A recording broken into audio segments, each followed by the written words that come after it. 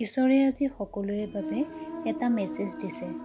তেওঁ কৈছে, মই কি কৰিব পাৰোঁ তুমি বুজি নাপালেও মোক বিশ্বাস কৰা। তুমি বিশ্বাস কৰা যে তোমাৰ বাবে মই যিবোৰ কৰিম সেয়া ভালৰ বাবে কৰিম। মই সকলোৰে বাবে এটা উচিত ৰাস্তাই বিচাৰ কৰোঁ। তোমাৰ বাবে মই এখন নতুন দুৱাৰ মুকলি কৰিম। তোমাৰ শত্ৰুৱে তোমাৰ কাণৰ কাষত যিবোৰ ফুচফুচাই কয় সেয়া তুমি বিশ্বাস নকৰিবা। তোমাৰ বাবে মই এটা নতুন উপহাৰ সৃষ্টি কৰাটো মোৰ বাবে একো টান কাম নহয়। মাথো তুমি মোক বিশ্বাস কৰিবলৈ এৰি নিদিবা।